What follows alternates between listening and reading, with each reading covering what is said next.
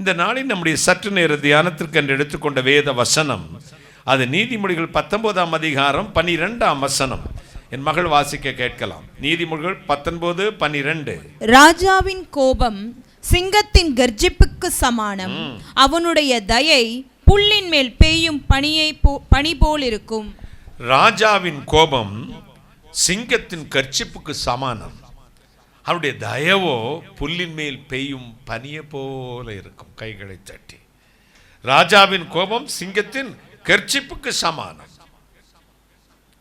அவருடைய தயவோ புல்லின் மேல் பெய்யும் பனியை போல. நான் தான் சொன்னேன், நான் ரொம்ப கர்ச்சிப்பேன், அடுத்த செகண்ட் என்ன செஞ்சிருவேன், அணைச்சிருவேன். 1984ஆம் ஆண்டு ஒரு அதிர்ச்சி தரும் சம்பவம் இந்தியாவில் நடந்தது. முன்னாள் பாரத பிரதமர் இந்திரா காந்தி அவர்களை அவருடைய மெய்காப்பாளர்கள் என்ன செஞ்சாங்க, சுட்டு கொன்றார்கள். அவர்களுக்கு நிறைய பேர் ஆல் இந்தியா ரேடியோவில், அப்போ டெலிவிஷன்லாம் அவ்வளோ ஃபெமிலியர் ஆகலை, அஞ்சலி செலுத்தினார்கள். அதில் கேரளா மாநிலத்திலிருந்து கமலம் என்ற ஒரு மந்திரி, பெண் அமைச்சர், அவர்களுக்கு அந்த ஆல் இந்தியா ரேடியோவில் அஞ்சலி செலுத்தினார்கள். அவர் சொன்னார்கள், நான் இந்திரா காந்தி அவர்களை என்னுடைய ரோல் மாடலாக எடுத்துக்கொண்டேன். இந்தியாவின் முதுகெலும்பு, புகழ்மிக்க ஒரு பிரைம் மினிஸ்டர், எல்லா நாடுகளிலும் கம்பீரமாக நிற்கிற பெண் சிங்கம். அப்படியெல்லாம் நினைத்தேன். எனக்கு ஒரு ஆசை இருந்தது, என்றாவது ஒரு நாள் அவர்களை முகமுமாய் பார்த்து அவர்களோடு பேசி அவர்கள் வீட்டில் போய் உட்கார்ந்துட்டு வந்துட முடியுமான்னு ஒரு நாள் அனுமதி கேட்டேன். அனுமதியும் கிடைத்தது. அவர்கள் வீட்டிற்கு போனேன். இந்திரா காந்தி பிரதம மந்திரி அவர்கள் வீட்டு வாசலில் வந்து என்னை வரவேற்றார்கள். அரண்டு போய்விட்டேன். இவ்வளவு ராஜ பதவியில் இருக்கும் ஒரு பிரைம் மினிஸ்டர் என்னை வந்து வாசலில் வந்து வரவேற்கிறார். உள்ளே கூட்டிக் கொண்டு போனார், உட்கார வைத்தார், பேசினார். அவர் கைகளினாலே உணவு பரிமாறினார் எனக்கு.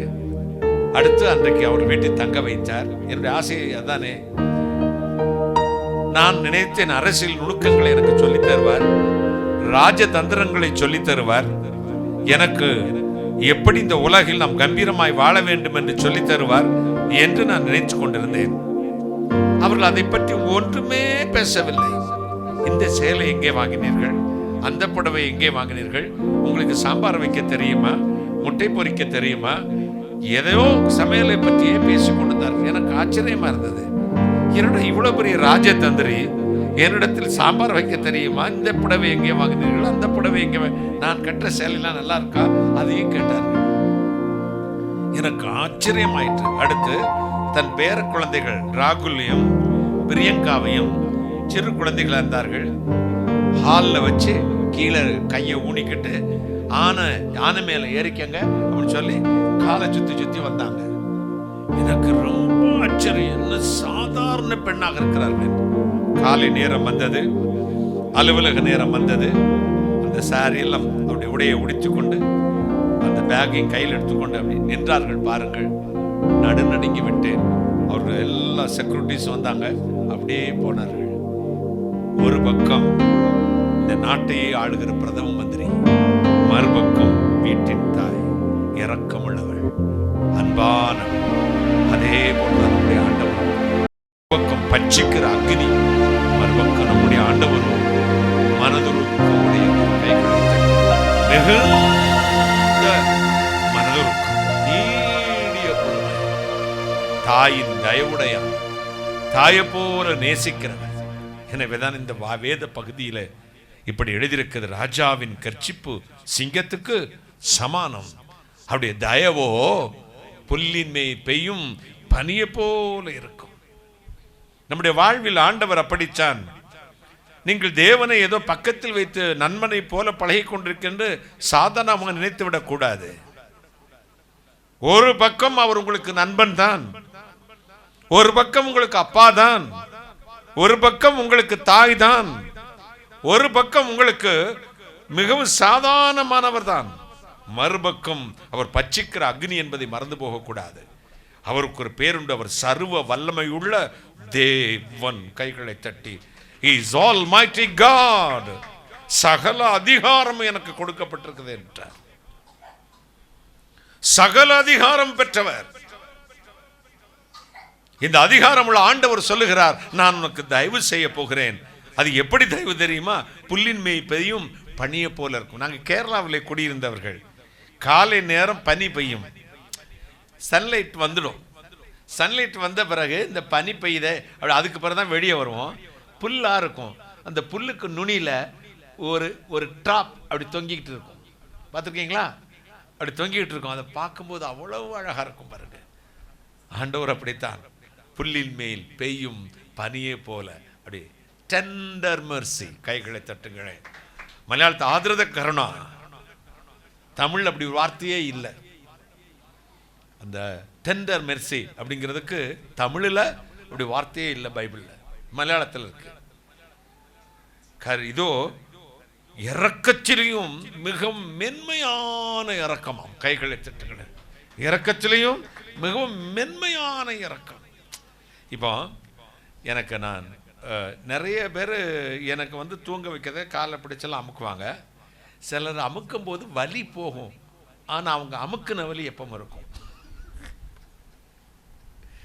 விடிய விடிய உதவி செய்வாங்க. ஆனால் ஒரு சிலர் தொட்டுவான், எப்போ தூங்குறேனே தெரியாது, எப்போ முடிக்கிறேனே தெரியாது, வலியும் போயிடும்.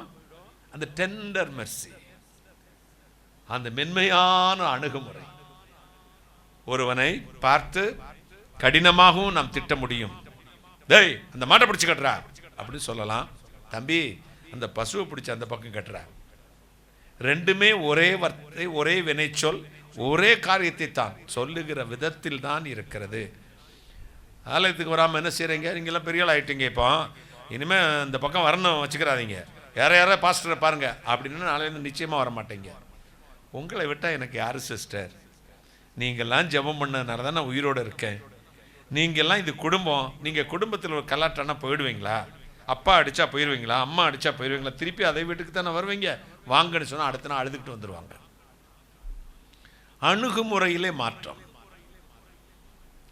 தேவன் அப்படித்தான் நம்மை நயங்காட்டி இழுக்கிறாராம். கைகளை தட்டுங்களேன். வேதம் சொல்லுது, அநாதி சிநேகத்தினால் உன்னை சிநேகித்தேன், காருண்யத்தினால் உன்னை இழுச்சு கொண்டேன். நயம் காட்டி இழுப்ப, அன்பின் கயிறுகளினால் கட்டி இழுக்கிறாராம். அரஸ்ட் பண்ற விலங்குனால போட்டு இழுக்கிறது இல்லையா? எப்படி? அன்பின் கயிறுகளினால் கட்டி அப்படி இழுக்கிறார். நான் சொன்னேன் நேற்று அபிடத்தில், என் வாய் எனக்கு விரோதிடா அப்படின்னு. ஏன் அங்கிள்னா?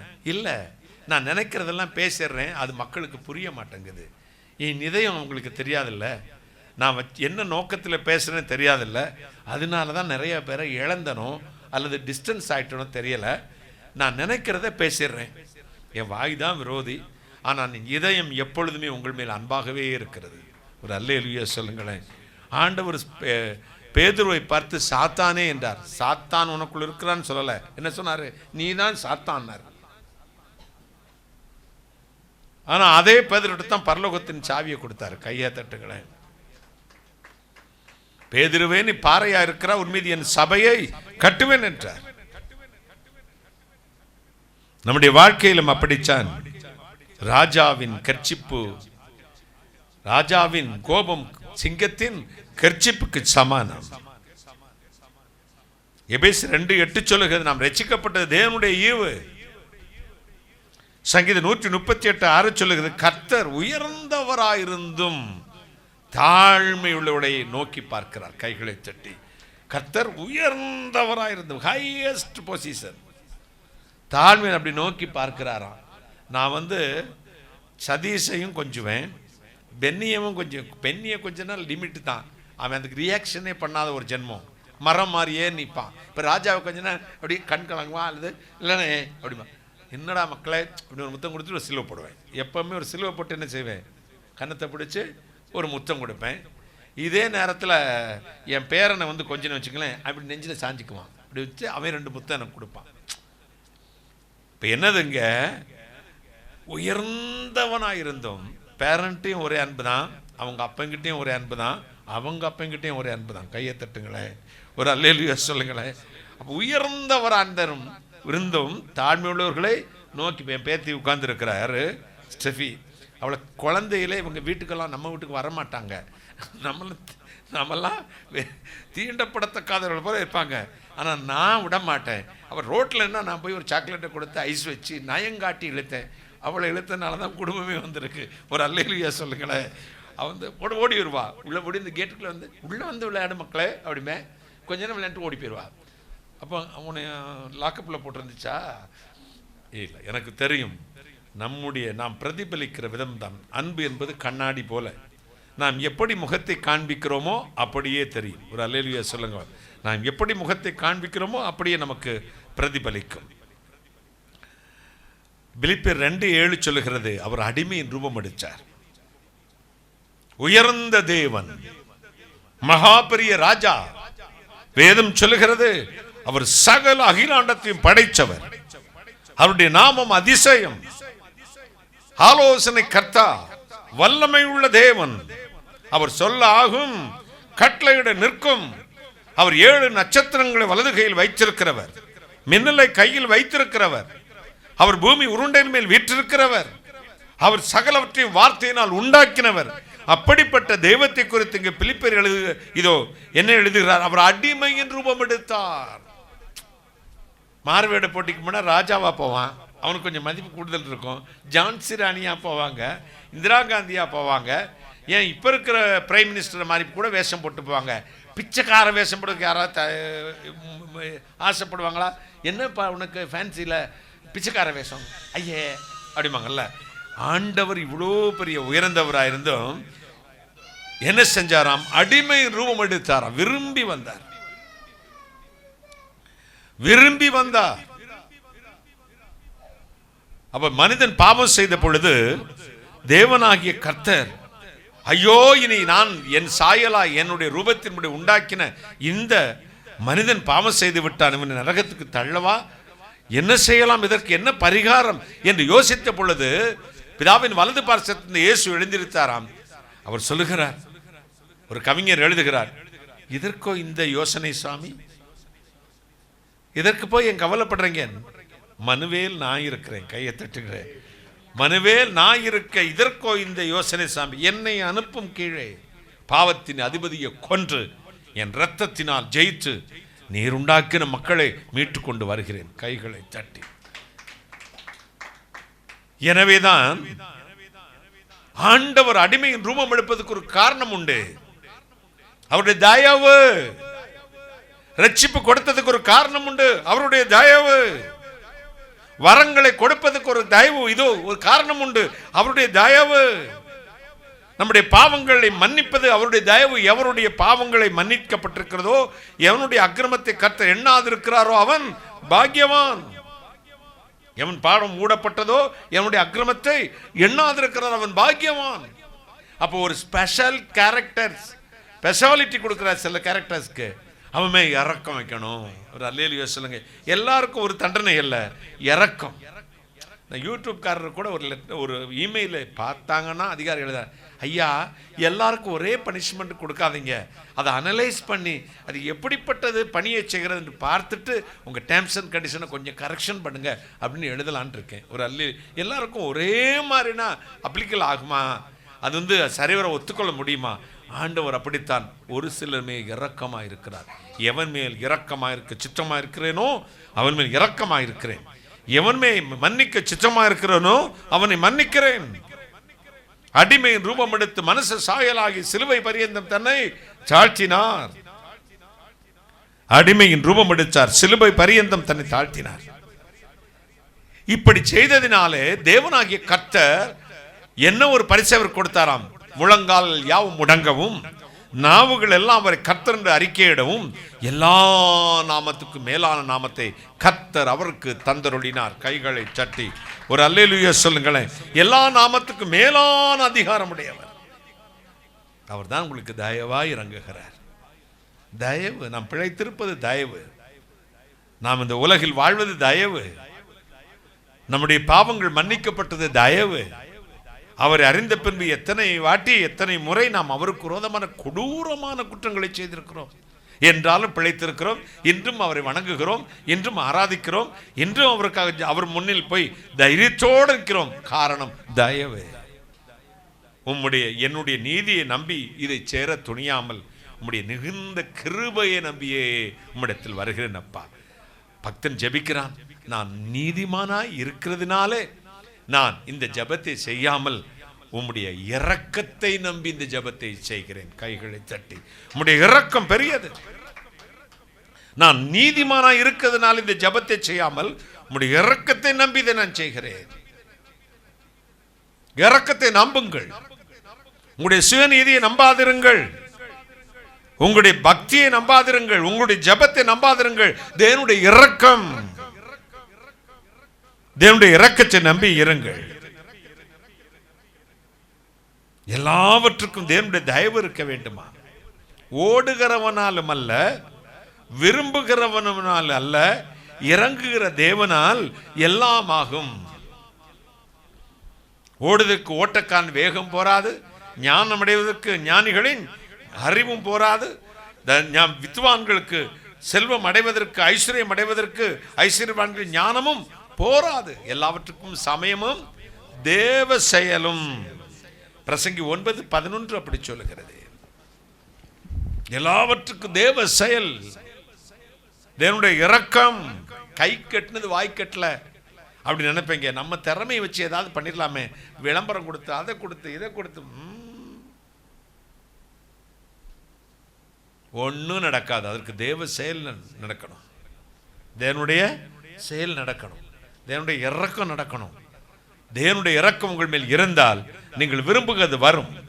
என்னை கேட்டுக்கொண்டிருக்கிற அன்புக்குரியவர்களே, நீங்கள் எதையோ விரும்பி இன்று வரை நீங்கள் பெற்றுக்கொள்ள முடியாது இருக்குமானால் இன்றைக்கு நான் உங்களுக்கு டிப்ஸ் கொடுக்கிறேன். அவருடைய இரக்கத்தை மட்டும் நம்பி நில்லுங்கள்.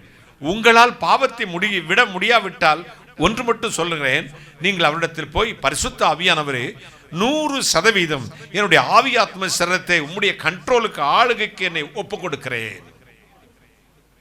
நீ பிழைப்பது நான் அல்ல, நீரே என்னை பிழைக்க வேண்டும். உம்முடைய கண்ட்ரோல் தான், என்னை எங்கேயும் விட்டுறாதீங்க, எனக்கு வேண்டாம் அப்படின்னு சொல்லி பாருங்க. ஒரு நாளில் ப்ராசஸ் ஆகாது, 2 நாளில் ப்ராசஸ் ஆகாது. இதை தினமும் செஞ்சுக்கிட்டு இருங்க. ஒரு வாரமும் ஒரு மாசத்துக்குள்ள உங்க லைஃப் அப்படியே சேஞ்ச் ஆகும். கைகளை தட்டி. இந்த அடிக்ஷன் கில்லர் அந்த மெடிசன் கொடுப்பாங்க.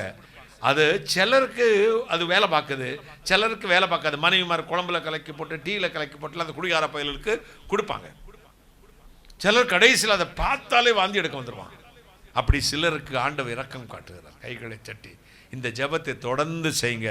மறுபடியும் உங்களை கட்டுவார், மறுபடியும் உயர்த்துவார், மறுபடியும் தலைந்து நிற்க செய்வார், புதிய மனிதனாய் மாற்றுவார். பழையவர்கள் எல்லாம் ஒளிந்து போகும். பழையவர்கள் எல்லாம் ஒளிந்தது. நினைத்து கூட பார்க்க மாட்டார். நம்முடைய பாவங்களை சமுத்திரத்தின் ஆழத்திலே தாழ்த்தி போடுவார். அப்புறம் நினைக்கவே மாட்டாராம். அவர் மறக்கிற ஒரே காரியம் என்ன தெரியுமா? நம்முடைய பாவங்களை. நாம மறக்காத காரியம் என்ன தெரியுமா? நம்முடைய பாவங்களை. கர்த்தர் மறக்கிறது நம்முடைய பாவங்களை, நாம் மறவாமல் இருப்பது நம்முடைய பாவங்களை. ரீகால் பண்ணி ருசிகண்ட பூனை பழைய பாவத்தை பற்றிய பழைய காரியத்தை பற்றி யோசித்து அது திருப்பி உயிர் பற்றி எழும். என்னைக்கோ ஒரு பாடல் கேட்டிருப்போம், ஒரு கெட்ட வார்த்தையை கேட்டிருப்போம், ஒரு தூஷணம் கேட்டிருப்போம், ஒரு கெட்ட விஷயம் கேட்டிருப்போம். ஐயோ இயேசு ரத்தம் ஜீவன் காதெல்லாம் அடைச்சிட்டு வந்துடுவோம். அது சப்கான்சியஸ் மைண்டில் போய் சேவ் ஆகிடும், ஸ்டோர் ஆகிடும். 15 வருஷத்துக்கு பிறகு ஒரு சிச்சுவேஷனில் நீ இருக்கும்போது அது ரீகால் ஆகும். பாருங்க, அதுதான் சைக்காலஜி. அது ரீகால் ஆகும். அது ரீகால் ஆகிறது மட்டுமல்ல, அந்த காரியத்தை செய்ய உன்னை தூண்டும். இச்சையானது கற்பந்தரித்து பாவத்தை பிறப்பிக்கும். பாவம் பூர்ணமடையும் பொழுது மரணத்தை பிறப்பிக்கும். பாவத்தின் சம்பளம் மரணம். எனவே ஆண்டவருடைய சமூகம் நமக்குள் இருக்குமானால், கர்த்தருடைய இரக்கத்தை நம்புவீர்களானால், தேவனுடைய இரக்கத்துக்கு உங்களை ஒப்புக் கொடுப்பீர்களானால், நீங்க தான் உலகத்தில் ஜெயம் பெற்றவர்களாய் வாழப் போகிறீர்கள், வெற்றி பெற்றவர்களாய் வாழப் போகிறீர்கள். நீங்கள் வேண்டுவதெல்லாம் கிடைக்கும், ஜெபிப்பது எல்லாம் கிடைக்கும். ஒருவனுடைய வழி கர்த்தருக்கு பிரியமானால் அவனுடைய சத்துருக்களும் அவனோட சமாதானமாய் இருக்கும்படி செய்வார். கர்த்தருக்கு பயந்தவன் இவ்விதமாய் ஆசீர்வதிக்கப்படுவான்.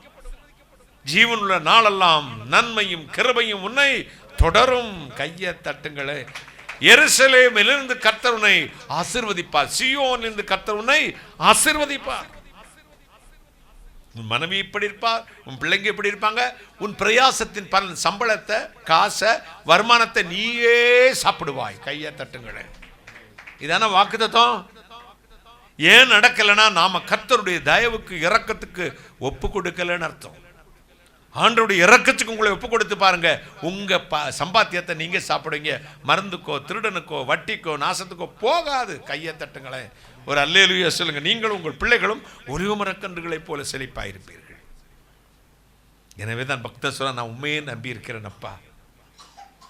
விரோதம் நிறைய இருக்கிறது, படை நிறைய இருக்கிறது, ஆனால் உம்மாலே ஒருவனாகவே சேனைக்குள் பாய்வேன். உம்மாலே ஒருவனாகவே ஒரு பெரிய மதிலையும் தாண்டுவேன். அதுக்கு என்னது ஹை ஜம்பா? என்னடா அதுக்கு இந்த அப்படி என்னது போல் போல் வாலா போல் வால்ட்டா?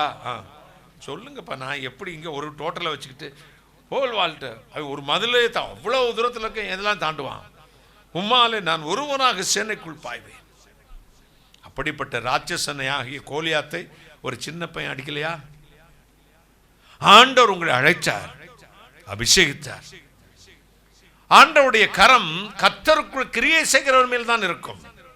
கர்த்தருக்காக அவர் தெரிந்து கொள்வது சோம்பேறி பைய கையில் எதையுமே கொடுக்க மாட்டார். பாருங்க, அவர் அழைச்ச போதெல்லாம் பாருங்க, எலிசாவை கூப்பிடும்போது எலிசா என்ன செஞ்சுக்கிட்டு இருந்தான்? வேலை செஞ்சுக்கிட்டு இருந்தான், ஏர் பூட்டிக்கிட்டு இருந்தான். பேதுருவை இயேசுவை அழைத்த பொழுது அவன் என்ன செஞ்சுக்கிட்டு இருந்தான்? மீன் பிடிச்சுக்கிட்டு இருந்தான், விலையை அலசி கொண்டு இருந்தான். இன்னும் நிறைய எக்ஸாம்பிள் சொல்லிக்கிட்டே இருக்கலாம். ஒவ்வொருத்தரையும் அழைக்கும் பொழுதெல்லாம் மோசே ஆடு மேய்ச்சு கொண்டிருந்தான். இப்போ ஒவ்வொருத்தரும் வேலை செய்கிறவனை தான் கர்த்தர் தூக்குவார். வேலை செய்கிறவன் தான் கர்த்தருக்கு தேவை. தின்னுட்டு தூங்குறவனும் சும்மா இருக்கிறவன் அல்ல. ஒரு பெரிய போதகர்கிட்ட ஒரு 30 வருஷத்துக்கு மேலே கேட்டேன். அவர் சொன்னார், தம்பி நீங்கள் வேலை பார்த்துக்கிட்டே ஊழியஞ்சலாமே அப்படின்னாரு. அவர் என்னங்க யானே? இல்லை தம்பி, நீங்கள் ஊழியத்துக்கு போகிறது ரொம்ப நல்லது. உலகத்திலேயே முதல் சோம்பேறி யார் தெரியுமா? இந்த ஊழியம் சொல்லி தூங்கிட்டு இருக்கானே அவன் தான். அன்னைக்கு கற்றுக்கிட்டேன், 24 மணி நேரம் கர்த்தருக்கு ஊழியம் செய்யணும். கையை தட்டுங்களேன். சுறுசுறுப்பாக, எறும்பை போல சுறுசுறுப்பாக இருக்க வேண்டும். ஆண்டவருக்கு அந்த ஊழியங்கிறது உங்களுக்கு குறிப்பிட்ட நேரம் அல்ல. 8 hours 12 hours ஒர்க் அல்ல, 24 hours ஒர்க்கு. கையை தட்டுங்களேன். எப்பவும் யூனிஃபார்மில் இருக்கணும். அது வேற. எந்த யூனிஃபார்ம்? தேவனுடைய சர்வாயுத வர்க்கம், பரிசுத்தம், ரட்சிப்பின் வஸ்திரம் தரித்து கொண்டே இருக்க வேண்டும். சத்துரு உங்களிடத்தில் வருவான், உங்களை பார்த்த பொழுது உங்களை பார்க்க மாட்டான். உங்களை மறைந்து நிற்கிற இயேசுவின் ரத்தத்தையும் அவருடைய ரூபத்தையும் பார்ப்பான். அப்படியே சாம்பலாவான். கைகளை தட்டி அப்படியே உங்களை மூட. அது எவனுடைய பாவம் மூடப்பட்டதை மண்ணை போட்டு மூடுறதில்லை, அவருடைய ரத்தத்தினாலே நம்மை மூடிக்கொள்கிறார். கைகளை தட்டி அப்போ நம்மளை பார்க்கும் பொழுது சிகப்பு நிறத்தில் இது என்ன பக்கத்தில், ஐயோ இயேசுவின் ரத்தம் ஜெயம். கைகளை தட்டி ஓட்டம் போடுவான். உம்மாலே ஒருவனாக நான் சேனைக்குள் பாய்வேன். உம்மாலே ஒருவனாக ஒரு மதிலையும் சாண்டுவேன். உம்முடைய காருண்யம் தான் என்னை பெரியவனாக்கும். என்னுடைய படிப்பு, என் வேலை, என்னுடைய பிரசங்கம் அல்ல, உம்முடைய காருண்யம் என்னை பெரியவனாக்கும். நான் பெரிய பிரசங்கியோ பைபிள் டீச்சரோ அல்ல. 40 வருடங்கள் முடிந்து 41 பிறந்து விட்டது. இதுவரை இயேசு இயேசு இயேசு என்று சொல்லிக்கொண்டே வாழ்ந்திருக்கிறேன். எப்பொழுதும் ஆண்டவருடைய வசனத்தை மட்டுமே பேசியிருக்கிறேன். உபவாசத்தில் குறைவு வைத்ததில்லை, ஜெபத்தில் குறைவு வைத்ததில்லை. அவருக்கு விரோதமாக நான் ஒரு வார்த்தை கூட பேசினதில்லை. அவருக்காக வாழ வேண்டும் என்ற ஆசையிலிருந்து நூல் இழை கூட நான் மாறினதில்லை. கைகளை தட்டி நூல் இழை கூட அவருக்காகத்தான் வாழ வேண்டும் என்ற விருப்பத்திலிருந்து நான் மாறினதே கிடையாது. அவர் பார்த்தார், இந்த லூசு பையன் என்னை பற்றியே பேசிக்கிட்டு வரான், எப்போ பார்த்தாலும் என் பேரை சொல்லிக்கிட்டே இருக்கான், என் பேரை வச்சு பொழைச்சிக்கடா போடன்ட்டார். கையை தட்டுக்களை. ஒருவன் என் நாமத்திலே கையெழுத்து போடுவான், ஒருவன் என் பேரை சொல்லுவான், ஒருவன் நான் கர்த்தருடையவன் என்பான். கைகளை தட்டி நான் சொல்றேன், நான் கர்த்தருடையவன். கைகளை தட்டி நான் I am servant of Almighty God. நான் சர்வ வல்லமையுள்ள தேவனுடைய வேலைக்காரன். நான் கர்த்தருடையவன், தேவாதி தேவனுடையவன். தண்ணீர்களை கடக்கும் பொழுது நான் உன்னோடு இருப்பேன், ஆறுகளை கடக்கும் பொழுது அவைகள் உண்மையில் புரளுவதில்லை, அக்னியில் நடக்கும் பொழுது வேகாது இருப்பாய், அக்னி ஜுவாலை உன் பெயரில் பற்றது, காரணம் நீ என்னுடையவன். கைகளை தட்டி நான் உன்னை மீட்டுக்கொண்டே உன்னை பெயர் சொல்லி அழைத்தேன், நீ என்னுடையவன். இவைகள் எல்லாம் பொருளாத காரணம் நீ என்னுடையவன் அப்பா. அவர் கரத்தில் இருந்தால் நீங்கள் பாக்கியவான்கள். சங்கீதம் 31:15 சொல்லுகிறது, என் காலங்கள் உம்முடைய கரத்தில் இருக்கிறது. கெட்டிக்காரன் பொய்யும் புரட்டும் 8 நாளைக்கு தான் சொல்லுவாங்க. கெட்டிக்காரன் பொய்யும் புரட்டும் நிறைய ஏமாத்தி வாழ்ந்துடலாம், ஒரு நாள் குட்டு வெளுத்து போயிடும்.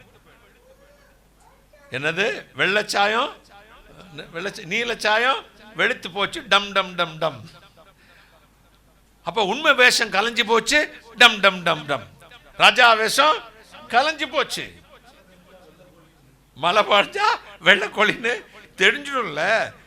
அப்போ நாங்கள் இருக்கும்போது கேரளாவில் ஒரு குறிப்பிட்ட பீருமேடு என்ற ஒரு பகுதி உண்டு. அங்கே பேரை சொல்ல விரும்பலை, அவனுக்கு புழுகினி சிந்தலார் அப்படின்னு பேர். புழுகினி அந்த ஊர் பேர். அவன் என்ன செய்வான்னா, எப்போ பார்த்தாலும் பொய் மட்டுமே சொல்லுவான். என்னானாலும் வம்பிழுத்துட்டு ரோட்டில் போகிறவன்ட்டு வம்பிழுப்பான், அங்கே இருப்பான் வம்பிழுப்பான், எல்லாத்தையும் வம்பிழுத்து கேஸு கேஸு கேஸு கேஸு, எக்கச்சக்கமான வழக்கு. அப்போ ஒரு ஸ்ட்ரைட் ஃபார்வர்டு ஆஃபீஸர் வந்தார், இன்ஸ்பெக்டர். அப்போ சார், இந்த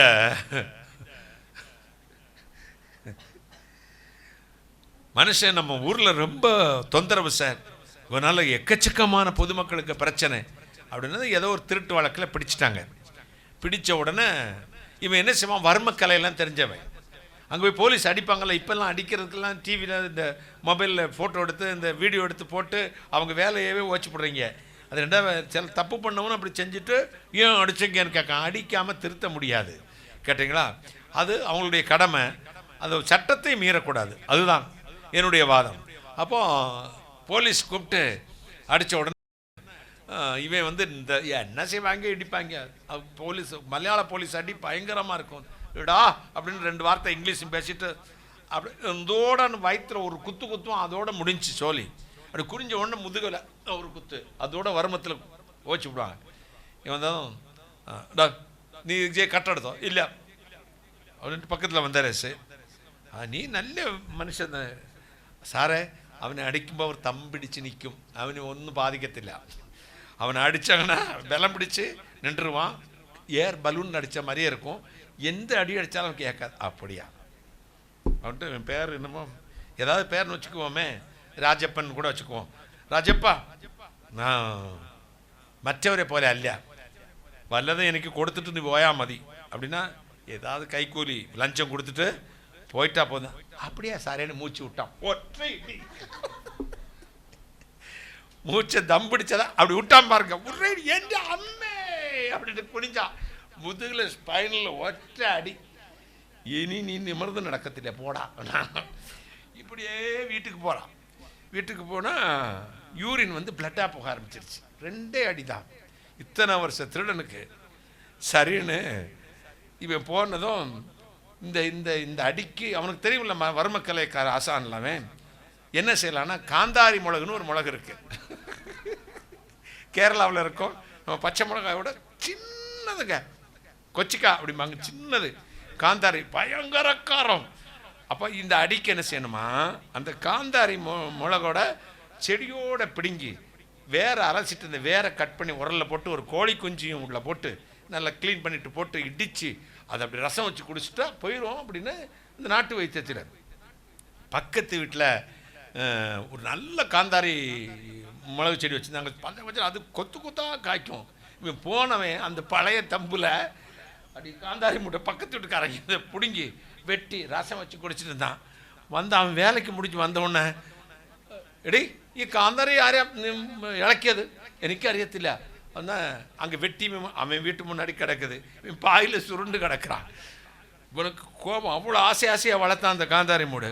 ஒரு உலக்கை எடுத்துகிட்டு போனான், திருப்பி இடுப்பில் ஒரே அட்டி, உள்ளதும் போச்சு.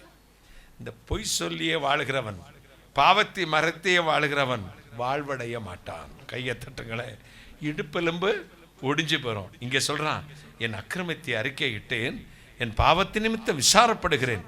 அந்த பக்தன் அடுத்து சொல்கிறான், அதனால உம்மாலே நான் ஒருவனாக சேனைக்குள் பாய்வேன். கைகளை என்னை பலப்படுத்துகிற தேவன் கிறிஸ்து கைகளை தட்டி நம்முடைய பாவத்தை அறிக்கையிடும் பொழுது தயவு நம்ம மேல் பனியை போல பெய்யும். பனியை போல பெய்யும். பாருங்கள், சகரியா 4:5-6 சொல்லுகிறது, பலத்தினாலும் அல்ல, பராக்கிரமத்தினாலும் அல்ல, என்னுடைய ஆவியினால் எல்லாம் ஆகும். ரெண்டு காரியத்தை சொல்லியிருக்கேன். ராஜாவின் இதோ கோபம், ராஜாவின் தயவு. ராஜாவின் கோபம் கர்ச்சிக்கிற சிங்கத்துக்கு சமானம். இந்த தயவை நீங்கள் எப்படி பெற்றுக்கொள்ள வேண்டும் என்ற தலைப்பில் தான் உங்களுக்கு பேசிக்கொண்டு வருகிறேன். ராஜாவின் தயவை பெற்றுக்கொள்ள வழி அவரிடத்தில் நம்மை சமர்ப்பிப்பது. இரண்டாவது, அவரையன்றி நம்ம யாரும் பலப்படுத்த முடியாது என்பதை உணர்ந்து கொள்வது. அடுத்து, அவருடைய ஆவியினால் அன்றி நாம் எதையும் வெற்றி பெற முடியாது என்பது. கைகளை தட்டி ஒரு அல்லேலூயா சொல்லுங்களேன். ஹல்லேலூயா, ஹல்லேலூயா. அப்போ சங்கீதம் 38:17-18, சங்கீதம் 51:3 சொல்வது என்ன? என் அக்கிரமத்தை அறிக்கையிட்டேன், உன் பாவத்தின் நிமித்தம் விசாரப்படுகிறேன். இதோ ரோமர் 8:32 சொல்லுகிறது, தன் சொந்த குமாரன் என்றும் பாராமல் நாம் எல்லோருக்கும் வேண்டியவரை தந்தருளினவர், அவரோடு கூட மற்றெல்லாவற்றையும் அருளாதிருப்பது எப்படி? எபேசியர் 2:8 சொல்லுகிறது, அந்த ரட்சிப்பு தேவனுடைய ஈவாய் கொடுக்கப்படுகிறது. எத்தனை சந்தோஷம்! ஒரு அல்லேலூயா சொல்லுங்களேன், ஹல்லேலூயா சொல்லுங்க. ரட்சிப்பு தேவனுடைய ஈவாய் கொடுக்கப்படுகிறது. அவருடைய பலத்தை பிடித்துக் கொள்வோம். மகிமையின் ராஜாவாகிய கர்த்தர் உங்களையும் என்னையும் ஆசீர்வதிக்க போகிறார். வெற்றி வேந்தன் உங்களுக்கு ஒரு வெற்றியை கொடுக்க போகிறார். பலத்தினாலும் அல்ல, பராக்கிரமத்தினாலும் அல்ல, என்னுடைய ஆவியினால் எல்லாம் எல்லாம் ஆகும் என்று சொன்ன இறைவனுடைய கரம் உங்களோடு இருக்கும், உங்களை ஆசீர்வதிக்கும், உங்களை பலப்படுத்தும், மகிமையினால் நிரப்பும். இஸ்ரவேல் சேனைகளின் தேவனாகிய கர்த்தர் அதை செய்து முடிப்பார். அல்லேலூயா. கர்த்தருடைய தயவு என்ன காரியச்சல்! நாம் நம்மை சமர்ப்பிக்கும் பொழுது நம்முடைய ஆவியாத்ம சரீரத்தை அவர் பொறுப்படுத்திக் கொள்கிறார். இரண்டாவது, நம்மால் எதை செய்ய முடியாது என்று நினைக்கிறோமோ அதை செய்வதற்கு பலன் கொடுப்பார். என்னால் எல்லாம் முடியும் என்று சொல்வார். நீ தொடங்கு, நான் முடிப்பேன் என்பார். அல்லேலூயா. விசுவாசத்தை துவக்கிறவரும் முடிக்கிறவர் அவர்தான். என் பெயரை சொல்லி பிழைத்துக் கொள் என்பார். இரண்டாவது, உலகத்தின் பலவிதமான போராட்டங்கள் உங்களுக்கு வரும் பொழுது அவருடைய தயவு இறங்கும். எண்ணாகமம் 11:9 வாசிக்க கேட்போமா? எண்ணாகமம் 11:9. இரவிலே பாளையத்தின் மேல் பனி பெய்யும் போது மன்னாவும் அதன் மேல் விழும். இரவிலே எண்ணாகமம் 11:9 சொல்லுகிறது, வாழ்க்கையிலே நமக்கு என்ன தேவை, அடுத்த நாளைக்கு என்ன தேவை, சாப்பாட்டுக்கு என்ன தேவை, வறுமை. நாங்கள் வனாந்திரத்தில் நிற்கிறோம், எங்களுக்கு இனிமேல் லைஃப் குறித்து, எதிர்காலத்தை குறித்து நம்பிக்கை இல்லை. I am depressed brother. மனம் சோர்ந்து போனேன் என்று தவிக்கும் பொழுது என்ன நடக்கிறதா? இரவிலே பனி பெய்யும். அந்த பனியில என்ன விழுமா? மன்னா விழும், உனக்கேற்ற ஆகாரம் விழும். அது தயவு, ராஜாவின் தயவு. பனியோடு சேர்ந்து மன்னா கொத்துமல்லி அளவுக்கு சிறு சிறு தானியங்களாக பெய்யும். அந்த பனியின் மத்தியில் அத்தனை ஆசீர்வாதம் உண்டு. தேவனுடைய இரக்கத்துக்குள்ளே எத்தனை ஆசீர்வாதம் உண்டு. அவருடைய இரக்கத்துக்குள்ளே உன் வாழ்க்கைக்கு தேவையான அத்தனை மான்று கொடுப்பார். சங்கீதம் 89:17 சொல்லுகிறது, உம்முடைய தயவோ, வாசிக்க 89:17 எடுத்தவங்க வாசிக்க. நீரே அவர்கள் பலத்தின் மகிமையாயிருக்கிறீர், உம்முடைய தயவினால் எங்கள் கொம்பு உயரும். நீரே அவருடைய பலத்தின் மகிமையா இருக்கிற, உம்முடைய தயவினால் எங்கள் கொம்பு, உம்முடைய தயவினால் தான் எங்க கொம்பு உயரணும். கைகளை சட்டி, நீர் என் மகிமையா இருக்கிறீர், உம்முடைய தயவினால் எங்கள் கொம்பு உயரும். என் அன்புக்குரியவர்களே, வாழ்க்கையிலே நமக்கு ஒரு தயவு கிடைக்கிறது. ஆண்டவர் நமக்கு தயவு செய்யும் பொழுது நம்முடைய எதிரிகள் நம்முடைய கால்களில் சாம்பலா இருப்பார்கள். இப்போ அகித்தோப்பெல்னு ஒரு மனுஷன், அவன் யாருக்கு ஆலோசனைக்காரனா இருந்தான்? தாவீதுக்கு. ஆட்சி மாற்றம் வருது. யார்கிட்ட போயிடுச்சு ஆட்சி? இப்போ அப்சலோம் கிட்ட போயிடுச்சு. இப்ப மாதிரி அந்த காலத்திலேயே இந்த ஃப்ராடு அங்கிட்ட இங்கிட்டு தாவரங்க இருந்திருக்கானுங்க. இதுவரை தாவீதுக்கு ஆலோசனைக்காரனா இருந்தவன் ஆட்சி மாற்றம் பதவி கிடைச்ச உடனே தாவீதை விட்டு விட்டு எங்க போயிட்டான்? அப்சலோம்கிட்ட போயிட்டு அவனுடைய ஆலோசனைப்படிதான் அப்சலோம் அத்தனை அக்கிரமத்தையும் செய்தான். தாவீது கூட இருந்த பொழுது தேவனுக்கேற்ற காரியங்களை சொன்னான். அவன் சொன்னதெல்லாம் அப்படி நடந்தது. இப்ப பேலியாளின் மகனோடு போய் சேர்ந்து, பிசாசின் மகனோடு போய் சேர்ந்து அவனோடு இருக்கும் பொழுது அந்த ஆவினாலே அவன் சொன்னான், அத்தனையும் செய்தான். அவன் சொல்லித்தான், தாவீதின் மர்மனையாட்டிகளோடு அப்சலோம் பிரவேசித்தான். அவன் சொல்லித்தான், ஜனங்களை கொடூரமாய் நடத்தினான். அவன் சொல்லித்தான், தாவீதையே வேட்டையாட அப்சலோம் பின்தொடர்கிறான். யாருடைய ஆலோசனையின்படி? அகிதோப்பலின் ஆலோசனைப்படி. இதையெல்லாம் கேட்ட தாவீது தன்னுடைய பட்டாளத்தை, நன்றி கெட்ட பயல, என்கிட்ட சாப்பாடு வாங்கி சாப்பிட்டு நீ நல்லா இருப்பேடா, நீ நாசமா போயிட மாட்டே, சபிக்கவே இல்லை. அவன் மாறாக தேவனுடைய சமூகத்துக்கு போனான், முழங்கால் படியிட்டான், கைகளை விரித்தான். தேவனே, இதற்கெல்லாம் காரணம் யாருன்னு உமக்கு தெரியும். அந்த அகிதோப்பலுடைய ஆலோசனைப்படி தான் மகனை கூட சபிக்கலை. பாருங்க, இவ்வளவு செஞ்ச மகனை கூட சபிக்கலை. அவன் இந்த அகிதோப்பலின் ஆலோசனையை பைத்தியமாக்கும், அபத்தமாக்கும், பைத்தியமாக்கி போடும். அது வாய்க்கக்கூடாது. ஒரு சிம்பிள் ப்ரேயர். அகிதோப்பலின் ஆலோசனை ஒன்றும் வாய்க்காம போச்சு. என்ன சொல்றது வேதம்? அவனுடைய ஆலோசனை வாய்க்காமல் போனதுனால அகிதோப்பல் நாண்டு கொண்டு செத்தான், கைகளை தட்டி. தேவனுடைய பிள்ளைகளுக்கு தயவு செய்யும் பொழுது கர்த்தர் உங்களுக்கு தயவு செய்வார். தேவனுடைய பிள்ளைகளுக்கு விரோதமாய் எழும்பும் பொழுது கர்த்தர் உங்களுக்கு விரோதமாய் எழும்புவார். நீங்கள் தேவனுடைய பிள்ளைகளுக்கு மட்டும் ஆலோசனைக்காரனா இருந்து ஆண்டவருக்கு பிள்ளைகளுக்கு ஊழியங்களுக்கு உதவி செய்து உண்மையானால் தேவன் உங்களுக்கு கொம்பை உயர்த்துவார். கைகளை தட்டி அவன் கொம்பு மகிமையாய் உயர்த்தப்படும். மோசே கூடயே ஒருத்தர் நடக்கிறாங்க, வீடியோ எடுத்துக்கிட்டோ எதை எடுத்துக்கிட்டோ ஜனங்களை மேய்ச்சிக்கிட்டோ கண்காணியை போல யோசுவான ஒரு மனுஷன். கடைசி நாட்களில் மேர்பாவின் தண்ணீருக்கு அடுத்த காரியத்தில் மோசே மேலுக்கு சற்று கோபப்பட்ட ஆண்டவர் கானானை பார்த்துக்க உள்ள பிரவேசிக்க வேண்டாம்னு ஸ்டாப் பண்ணிடுறாரு.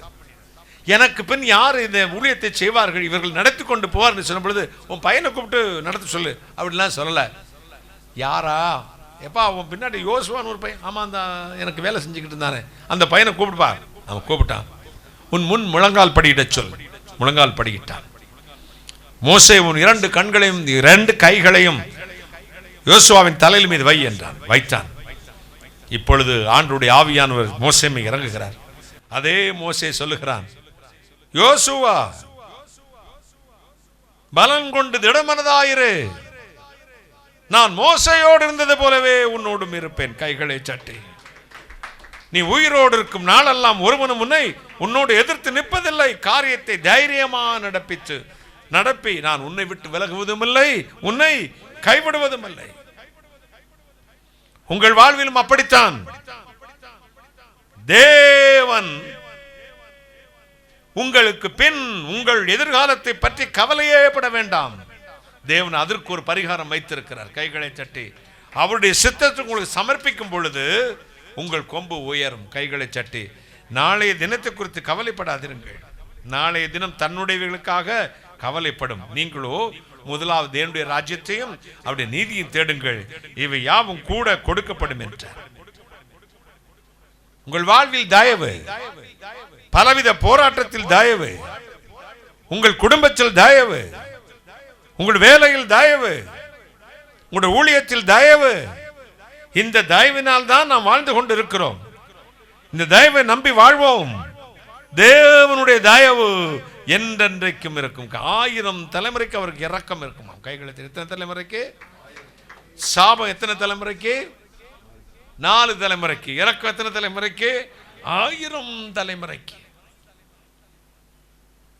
பல ஆண்டுகளுக்கு முன்பு பல போராட்டங்கள் என் குடும்பத்தில் வந்தது. என் சகோதரிகளுக்கு, எனக்கு தனிப்பட்ட வாழ்வில். அப்போ நான் ஒரு நாள் என் அப்பாவின் அறைக்கு போனேன். அவர் முழுமையாக ஆண்டவர் ஏற்றுக்கொண்டார். என்றாலும் கர்த்தருடைய வார்த்தையின்படி வாழ முடியாமல் இருந்தார். நான் சொன்னேன், அப்பா, நீங்கள் பிள்ளைகள் மீது அளவற்ற அன்பு வைத்திருக்கிறீர்கள். உங்கள் பிள்ளைகள் ஒவ்வொருடைய வாழ்க்கையிலும் பிரச்சனை. எனக்கு ஒரு சந்தேகம் அப்பா, உங்கள் வாழ்வு அம்மாவின் வாழ்வு, ஏதாவது குறைகள் இருக்குமானா உங்களை சரி பண்ணி கொள்ளுங்கள். ஆண்டவரிடத்தில் மன்னிப்பு கேட்டு எங்களை ஆசீர்வதியுங்கள். ஆண்டவரை ஆசீர்வதிக்கும்படி சொல்லுங்கப்பா. சொன்னேன், நான் என்ன தப்பு பண்ணேன், யாருக்கு என்ன கெடுதல் செஞ்சேன் அப்படி சொல்லிட்டார். அந்த நேரத்துல நான் போயிட்டேன். இரவு 1 மணி 12 மணி இருக்கும். மாடியில ஊன்னு அந்த ஒரு மாதிரி அலறல் சத்தம் மாதிரி கேட்குது. நாங்கள் எல்லாம் பயந்து மேலே போனால் எங்க அப்பாவுக்கு முழங்கால் போட்டல ஜெபிக்க தெரியாது, பரமேஸ்வரன் அல்லவா. அவருக்கு அப்படி உட்கார்ந்துக்கிட்டு ஜெபிக்க இப்படி முழங்கால் போட தெரியாம போட்டுக்கிட்டு உட்கார்ந்துட்டு 2 கையை தூக்கிக்கிட்டு, ஆண்டவரே என் பாவங்களை மன்னியும், ஆண்டவரே என் பாவங்களை எல்லாம் மன்னியும், என் பிள்ளைகளை ஆசீர்வதியும் கதறி அழுகிறார். என் தகப்பன் அழுத நாங்கள் பார்த்ததே இல்லை. குடும்பமாய் சேர்ந்து அழுதோம். ஆண்டவரே எங்க அப்பாவின் ஜெபத்துக்கு பதில் தாரும் என்று. ஒவ்வொரு பிள்ளைகளுடைய வாழ்க்கையிலுக்கு கட்டுகள் அகன்றது. நிமிர்ந்து நிற்கிறோம், கைகளை தட்டி நிமிர்ந்து நிற்கிறோம். தகப்பனின் தயவு, தகப்பனின் ஆசீர்வாதம். அந்த துன்மார்க்கனாகிய துஷ்டனாகி அப்சலோம் மரித்த பொழுது பெற்ற தகப்பனாகிய தாவீது நாசமாய் போகட்டும் என்று நினைத்தானா? அவன் சொன்னான், என் மகனே அப்சலோம், என் மகனே அப்சலோம், உனக்கு பதில் நான் செத்திருந்தால் நலமாக இருக்கிறேன், என்னை விட்டு போயிட்டேடா. அவனை கொலை செய்ய தேடின ஒரு மகன், அவன் மரித்ததற்கு தகப்பன் கதறுகிறான். இதான் தகப்பனின் இரக்கம். புல்லின் மேல் பெய்யும் பனியை போல, புல்லின் மேல் பெய்யும் பனியை போல இருக்கும் தகப்பன் இரக்கம். இந்த தகப்பனுடைய அன்பை நாம் ருசிக்க வேண்டும். உங்கள் ஊழியத்திலும் இந்த இரக்கம் வரும், உங்கள் வாழ்க்கையிலும் இந்த இரக்கம் வரும், பலவித போராட்டத்திலும் இந்த இரக்கம் வரும். உங்கள் பிள்ளைகள் மீது இந்த இரக்கம் தயவு 1000 தலைமுறைக்கு இருக்கும். நீங்கள் நினைப்பதற்கும் எண்ணுகிறதற்கும் மேலான காரியங்களை கர்த்தர் செய்ய போகிறார். மகிமையினால் நிரப்புவார். இன்றைக்கு இருக்கிற வாழ்க்கை அல்ல நாளைக்கு உங்களுக்கு எதிர்காலம். உங்கள் எதிர்காலம் கர்த்தருடைய கரத்தில் இருக்கிறது. உங்களுடைய தயவினால் என் பர்வதத்தை எப்படி நிற்க பண்ணினேர்? திடமா நிற்க பண்ணினேர். அல்லேலூயா சொல்லுங்களேன். உங்களுடைய தயவினால் என் பர்வதத்தை திடமா. இந்த வசனத்தை நான் ஃபாதர் பெர்க்மன்ஸோட அவரோட உட்கார்ந்து காளையார் கோயில்ல என்னை மீட்டிங் கூட பேசிட்டு இருக்கும்போது அவர் ஒரு பாட்டில் இந்த வசனத்தை அப்படியே போட்டார். என்னது? என் பர்வதம் என் திடமா நிற்க பண்ணினேன் என்று. அது என்ன வரைன்னு எனக்கு ஞாபகம் இல்லை. அப்ப ஆண்டவர் நம்முடைய தயவை, நம்முடைய தயவினால் என் பர்வதத்தை திடமா நிற்க பண்ணினேன். அவருடைய இரக்கத்தினால் மேன்மை அடைய போகிறீர்கள். ராஜாவுடைய தயவு புல்லின் மேல் பெய்யும் பனியை போல இருக்கும். ஓசியா 14:5 வாசித்து பாருங்களேன். ஓசியா 14:5. நான் இஸ்ரவேலுக்கு பனியைப் போல் இருப்பேன். யாருக்கு? இஸ்ரவேலுக்கு பனியைப் போல் இருப்பேன். அவன் லீலி புஷ்பத்தைப் போல் மலருவான். லீபனோனைப் போல் வேரூன்றி நிற்பான். கைகளை சட்டி. நான் இஸ்ரவேலுக்கு எப்படி இருப்பேன்? பனியை போல இருப்பேன். அவர் தெரிந்து கொண்ட ஜனத்துக்கு ஸ்பெஷலான ஒரு கிரைஸ் கொடுக்கிறார். உங்களுக்கு ஒரு வேல்யூபிள் கஸ்டமர், உங்களுக்கு ஒரு ஆஃபர் கொடுத்திருக்கிறோம். உங்களுக்கு மட்டும் இந்த முறைப்படி நீங்கள் செய்திருக்கிறதுனால உங்களுக்கு ஒரு தயவு கிடைக்கிறது. யாருக்கு ஒரு தயவாம்? இஸ்ரவேலுக்கு அந்த தயவு. எப்படி இருப்பாராம் இஸ்ரவேலுக்கு? பனியை போல இருப்பேன், லீலி புஷ்பத்தை போல மலருவான். கைகளை தட்டி. பள்ளத்தாக்கின் லீலியை போல, லீலி கேதுருவை, லீபனோனின் கேதுரு, லீபனோனை போல வேறு லீபனோன் இருக்கிற கேதுரு. நான் சொல்லியிருக்கேன், அங்கே லேண்ட் அமைப்பு, சாயில் மண்ணோட அமைப்பு ஒரு 10 அடி 15 அடி கீழே ஒரு உருண்டை பாறையா இருக்கும். அங்க இருக்கிற கேதுரு வேர் விட்டு கீழே போய் இந்த பாறையை சுற்றிலும் வேர் விட்டு கீழே போயிடும். அப்ப என்ன புயல் வந்தாலும் அது பாறையிலே வேர் பற்றி கீழே போறதுனால எந்த அசைவுக்கும் அசையாது. அப்படியே உங்கள் பிள்ளைகள், உங்கள் குடும்பம், உங்கள் மீது தேவன், உங்களுடைய சந்ததி மீது கர்த்தர் வேரூன்றி நிற்க பண்ணுவார். கிறிஸ்துவாகிய கண்மில் மேல் உங்கள் விசுவாசத்தை பதிய பண்ணுவீர்களானால் எந்த புயலுக்கும் நீங்கள் அஞ்சவே வேண்டாம். கர்த்தர் உங்களோடு இருப்பார். நான் சொன்னேன், அவருடைய தயவு பெரியது. அந்த தயவை நம்பி வாழுங்கள். தயவை நம்பி பாவத்திலிருந்து விடுதலை ஆகுங்கள். தயவை நம்பி வேலையை செய்யுங்கள். தயவை நம்பி ஊழியத்தை செய்யுங்கள். இந்த தயவு என்றென்றைக்கு உங்களோடு இருக்கும். ஒரு அல்லேலூயா சொல்லுங்களேன். ஹல்லேலூயா. எங்களுடைய தகுதி எங்களால் உண்டானதல்ல. யாரால் உண்டாயிருச்சான்? 2 கொரிந்தியர் 3ஆம் அதிகாரம் 5ஆம் வசனம். 2 கொரிந்தியர் 3:5 வாசிக்க கேட்கலாம். எங்களால் ஏதாகிலும் ஆகும் என்பது போல, கொஞ்சம் நிறுத்தி மகளே. எங்களால் ஏதாகிலும் ஆகும் என்பது போல, எங்களால் ஏதாகிலும் ஆகும் என்பது போல ஒன்றை யோசிக்கிறதற்கு நாங்கள் எங்களாலே தகுதியானவர்கள் அல்ல. நாங்கள் எங்களாலே தகுதியானவர்கள் அல்ல.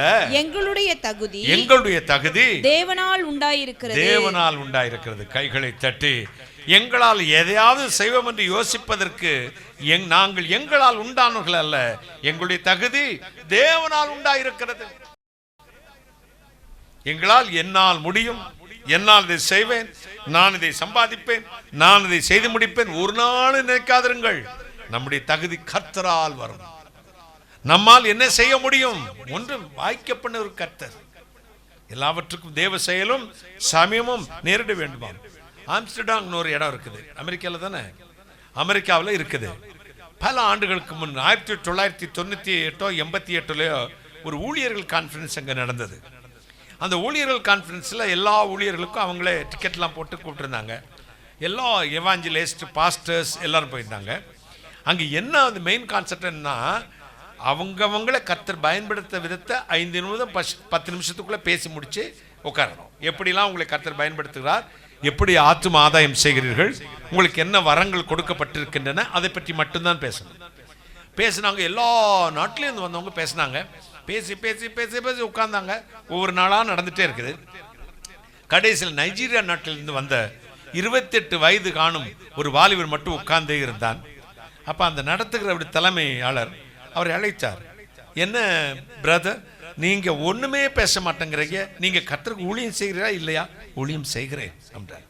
அப்படி அதை பற்றியாவது பேசுங்க, சும்மா பிரசங்கம் பண்ணுறேன் அதை பற்றி கூட சொல்லுங்க அப்படின்னா, இல்லை நீங்கள் ஒன்றுமே இத்தனை நாளும் பேசலை, இப்போ சொல்லுங்க அப்படின்னா போனார். மைக்கை பிடிச்சார். எல்லோரும் பேசினார்கள்.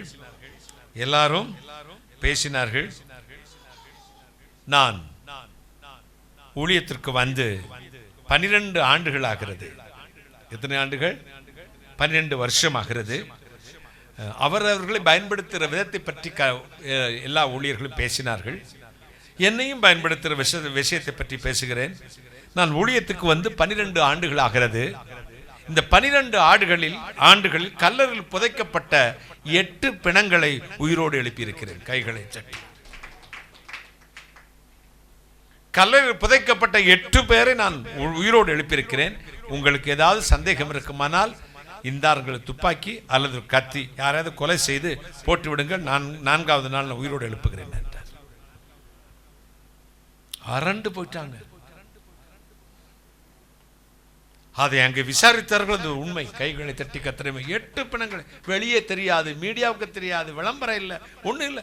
அவர் சொன்னார், ஆண்டவரால் அது முடியும், நான் நம்புறேன். எனக்குள்ளே அவர் தயவு இருக்கிறது, என்னை அவர் தான் பயன்படுத்துகிறவர்.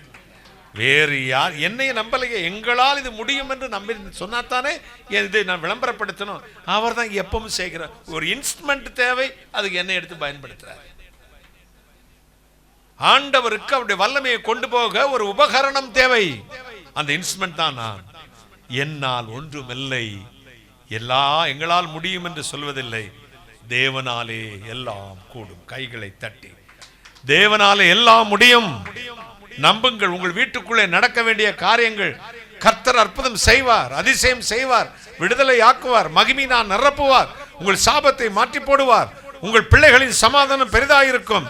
இனி என்ன நடக்க போகிறதோ எதிர்காலம் என்று கலங்குகிற உங்களுக்கு இனிமேல் தான் எதிர்காலம் கர்த்தருடைய கையிலிருந்து நன்மையா நிரம்பல போகிறது. கைகளை தட்டி என் வாயை நன்மை நான் திருப்தியாக்குகிறேன், என் வாயை நன்மை நான் நிரப்புகிறேன், என்னை நன்மை நான் திருப்தியாக்குகிறேன். என் வயது வாழ வயது போல திரும்பி வரும். என் அக்கிரமத்தை மன்னித்து என் நோய்களை குணமாக்கி நன்மையினாலும் இரக்கங்களினாலும் என்னை முடிசூட்டுகிறேன். தேவன் முடிசூட்டுவார். இரக்கம் என்னும் கிரீடம், கிருபை என்னும் கிரீடம், தயவு என்னும் கிரீடம். உங்கள் வாழ்வில் பாவத்திலே வெற்றி பெறுவோருக்கு தயவு, வாழ்க்கையில் போராடும் போது ஒரு தயவு, ஊழியத்தில் உங்களை கர்த்தர் பயன்படுத்துவது ஒரு தயவு. இந்த தயவை மட்டும் நம்பி இருங்கள். ராஜாவின் தயவு புல்லின் மேல் பெய்யும் பனியை போலவே இருக்கும். அந்த தயவு இறங்கி வரட்டும். கர்த்தர் உங்களை இப்பொழுது ஆசீர்வதிக்கட்டும். இயேசுமரவார் ஊழியங்கள் மூலமாக ஒவ்வொரு மாதமும் முதல் சனிக்கிழமை காலை 9:30 மணி முதல் மதியம் 2:30 மணி வரை திறவுகோல் ஜெபம் நடைபெறுகிறது.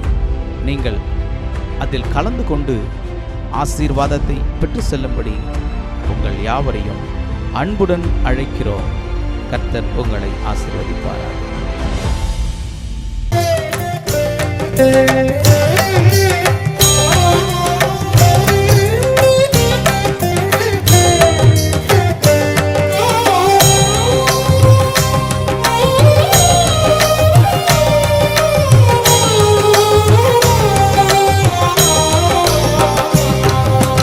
ஐயா உமதன்பு என்னில் ஆறுதல் தந்ததையா, ஏசையா நிரஞ்சீவன் நான் நம்பும் புகலிடமே. ஐயா உமதன்பு என்னில் ஆறுதல் தந்ததையா,